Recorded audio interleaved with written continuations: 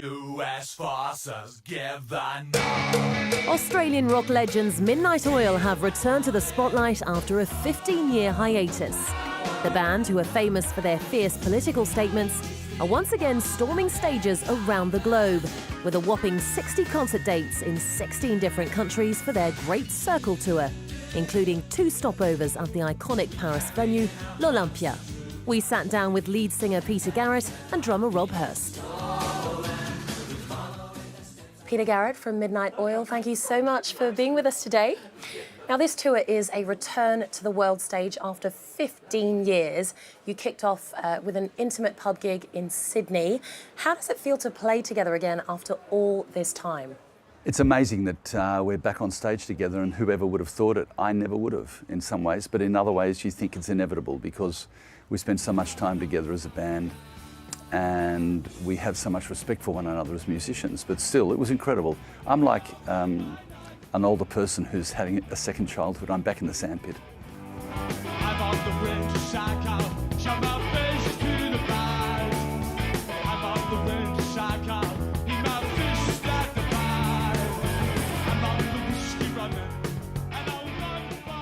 What does the tour's name mean, Great Circle? We come from a long way away, and much of our career has been spent travelling either out of our city, Sydney, where we first formed, picking up the influences of things around us, and then eventually getting into other parts of the world. And it seems like a great circle is a way of describing this journey for us. How did you choose the set list for this tour? Oh, well, you know, there are some that people will like and want to hear, and then there are many others that we want to play.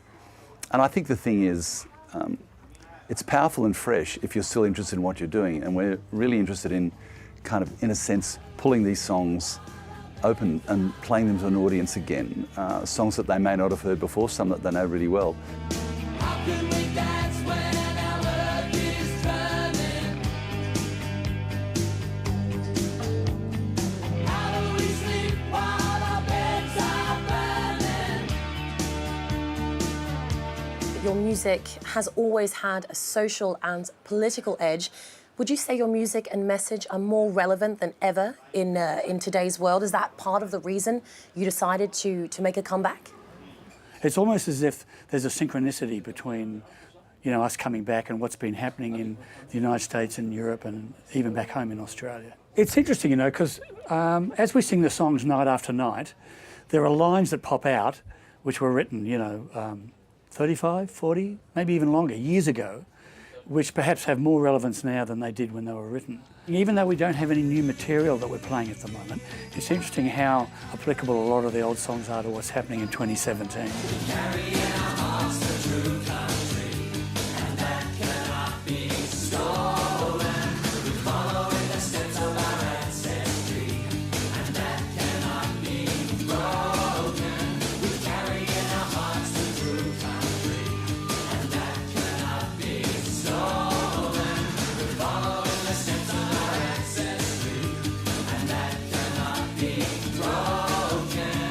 It's fantastic to be able to be in a place where you know that what you're singing isn't tired or lame or without any conviction.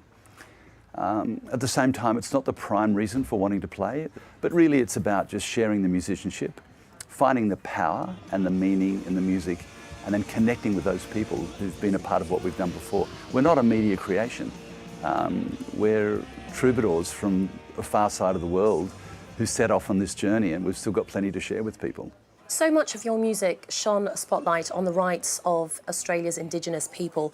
One moment that sticks out in my mind as a fellow Australian is your performance at the Sydney 2000 Olympic Games, when you all wore T-shirts with the word sorry.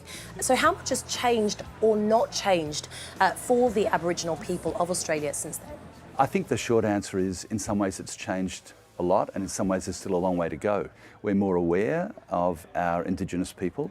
More and more kids are at school.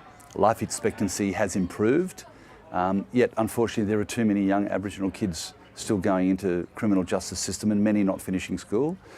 When it comes to the recognition of the primary place that they have in our culture, we've still got some work to do. We need constitutional recognition, and we need some form of agreement which is acceptable to the Aboriginal people of our country. So We're on the road, we're not quite there yet.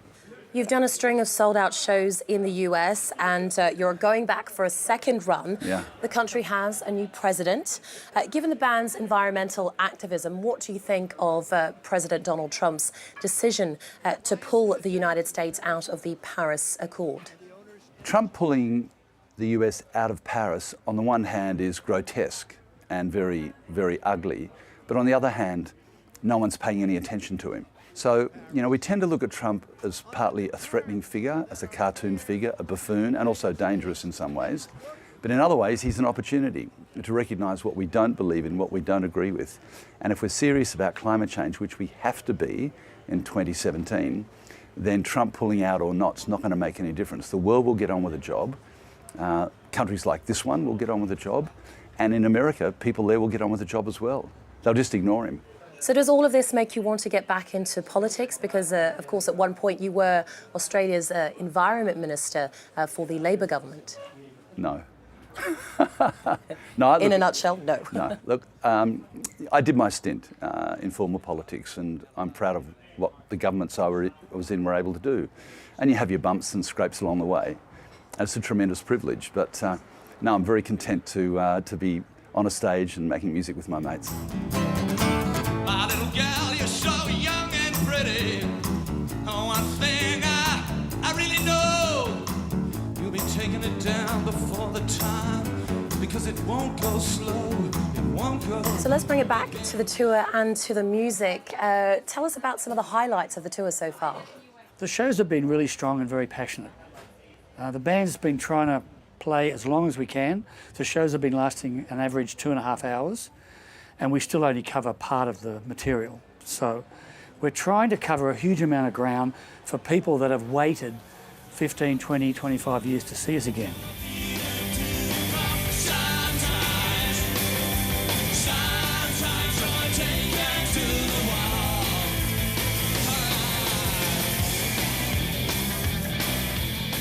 You wrap it up where it all started in Australia. What are you looking forward to when it comes to playing in front of a home crowd? I haven't thought that far ahead, Richelle, to be honest. I mean, we're in Paris, and to be honest, I'm excited about being here and connecting with the French audiences.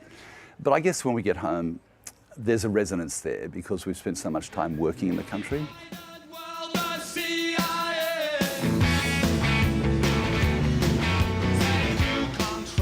The audiences around the world are very similar. I think the Australians might be a bit louder and a bit wilder.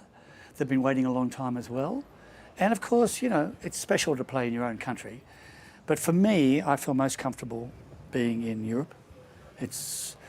Even when the band wasn't playing, we were coming back and forwards to Europe ever since we stopped playing in 2002. You have a lot of fans here in France. Talk to us about the connection you guys have with your French fans. The French were the first European nation to understand the band. And then later on, the Germans and the Swedes and the Belgians came on. But the French were the first to really take the band to its heart. Follow the steps of our ancestry, and that cannot be broken. Carrying our hearts into country, and that cannot be stolen. Following the steps of our ancestry, and that cannot be broken. Will we hear some new material soon? Is this tour inspiring you or motivating you to get back into the studio? Some would want to jump to get in there, others would want to take it a bit more slowly, but anything's possible. You've got creative people in the band, and I think in some ways there's such a lot of material that we have, and it's such a big catalogue. Even our fans don't or haven't heard some of that music, so it's great to be able to play that to them. But at some point, probably people will want to go in and record, and we'll see. Now, to coincide with the tour, you've released some special box sets full of rare material. What more can you tell us about that? How incredible to have all your career sort of available in one place. Not only the sound recordings, but also many of the visual things that we've done. The closing of the Olympic ceremony that you referred to in Sydney 2000, playing in front of the Exxon building in New York, and many other actions that we had. A lot of that was filmed, so it's a fantastic archive of those actions that the Oars took.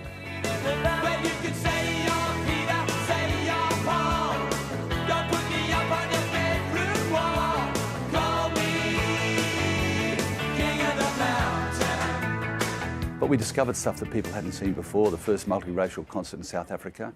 And then you've got a bunch of B-sides of things which were recorded, but for whatever reason didn't get on a record. So they're also available as well. There's no more, this is it. This is the total Midnight Oil story. Will, thank you so much for your time. Hey, thanks for having us, mate.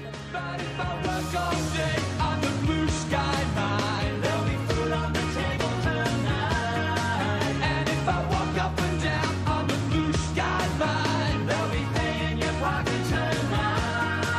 And some have sailed from a distant shore, and the company takes what the company wants, and nothing's as brave